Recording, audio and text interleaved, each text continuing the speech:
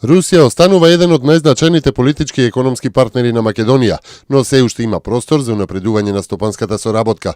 Извозот континуирано расте, но не со посакуваното темпо, рече денеска вице-премиерот и министер за финансии Зоран Ставревски на одбележувањето на 10-годишниот јубилеј на Македонско-руската стопанска комора.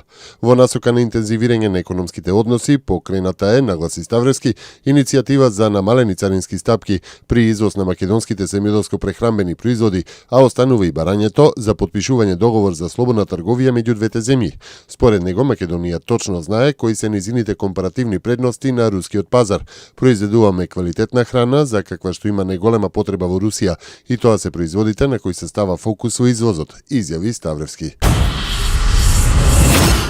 Комесарот за проширување Јоханес Хан денеска во Приштина најави дека Европската Унија ќе оддели 1 милиарда евра за унапредување на инфраструктурата на земјите од Западен Балкан.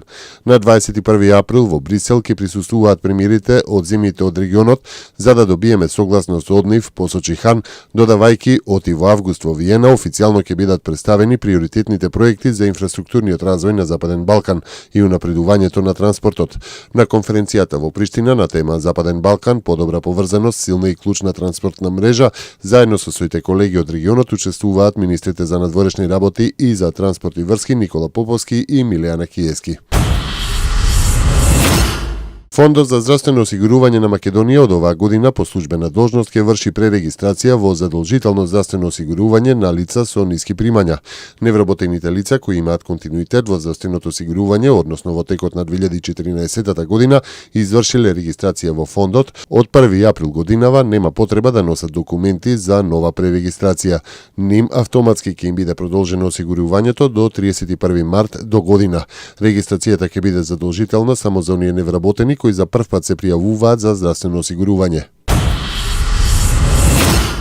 Учениците од основните и средните училишта можат да се пријават на јавниот повик за доделување парична награда за освоено прво, второ или трето место на меѓународен натпревар од областа на математиката и природните науки, информираат од Министерството за образование и наука. На повикот можат да се пријават ученици заедно со наставникот кој ги подготвувал за натпреварот, кои освоиле некои од првите 3 места на меѓународен натпревар во учебната 2014-2015 година. Министерството прецизира дека под меѓународен се подразбира натпревар на кој учествуваат ученици од најмалку 10 различни држави. Најмалку 72 германци и 49 шпанци се меѓу 150 загинати во вчерашната несреќа во Франција на авионот на Germanwings, нискобуџетна филијала на германската авиокомпанија Lufthansa. Според вчерашните податоци, меѓу патниците на авионот биле 67 германски граѓани.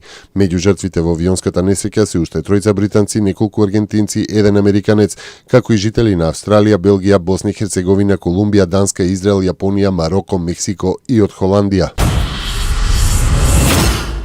Повраќањето од официјалната посета на Германија. Една од главните задачи на грчкиот премиер Алексис Ципрас ќе биде да обезбеди поддршка од неговата партија за листата на реформи што ја составува владата и се подготвува да им ја испрати на кредиторите, најверојатно до крајот на оваа недела.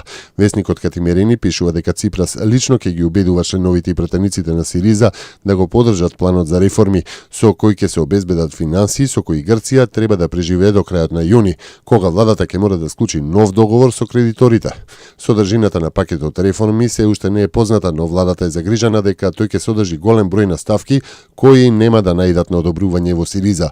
Во моментов најмногу несогласувања има околу тоа што планира владата да прави со данокот на доданена вредност.